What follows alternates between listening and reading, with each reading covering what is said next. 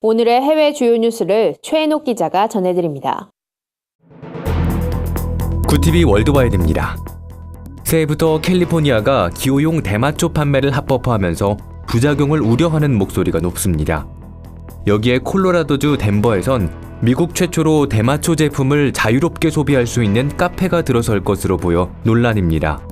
당국의 대마초 카페 영업을 신청한 니타 트세일럭은 카페에선 연기를 내뿜지 않고 먹는 형태로 대마초 음용이 가능하다며 합법화의 자연스러운 과정이라고 말했습니다.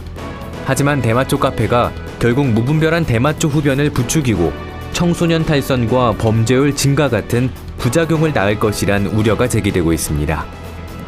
미국 장로교가 동성 결혼을 포함한 공동 예식서 개정판을 출간합니다. 미국 장로교에 따르면 25년간 사용하던 공동 예식서 개정판은 오는 5월에 발간하며 결혼의 의미를 포괄적인 단어로 표현했습니다. 공동 예식서의 저자인 데이비드 캠브럴은 이번 예식서엔 동성혼을 포함하는 결혼의 정의가 사용됐다며 제221차 미국 장로교 총회에서 결혼의 주체를 재정의한 조치라고 설명했습니다.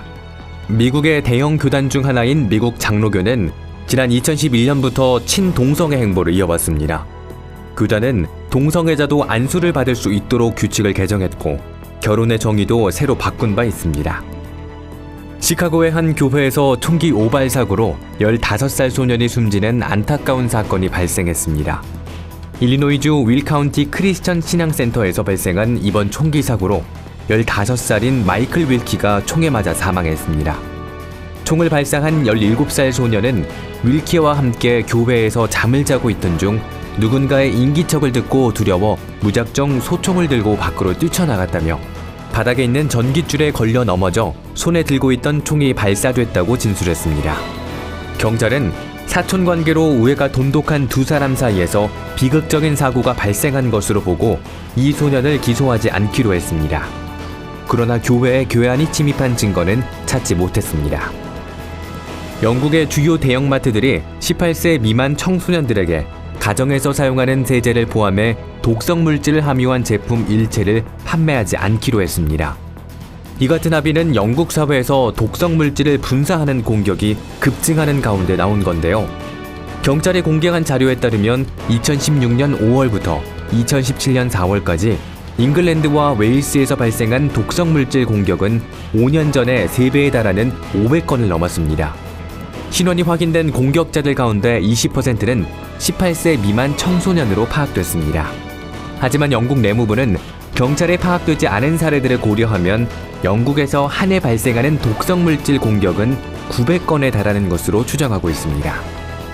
덴마크의 난민 대다수가 이슬람교에서 기독교로 개종한 것으로 나타났습니다. 덴마크 난민위원회는 지난해 대부분의 난민들이 이슬람교에서 기독교로 개종했다며 개종 후 망명을 신청한 사례가 169건에 달한다고 밝혔습니다. 이 수치는 지난 3년 동안 기록된 사례의 합보다 높은 수치인데요. 주목할 만한 점은 난민들이 실제 세례를 받고 난민 신청을 했으며 덴마크 당국도 이를 적극적으로 수용한 점입니다. 그러나 일부 반이민 정책을 주장한 국회의원들은 난민들이 망명자 신분을 더 쉽게 얻기 위해 정치적인 이유로 기독교로 개종한 것 아니냐고 의혹을 제기했습니다. 구티비 뉴스 최인옥입니다.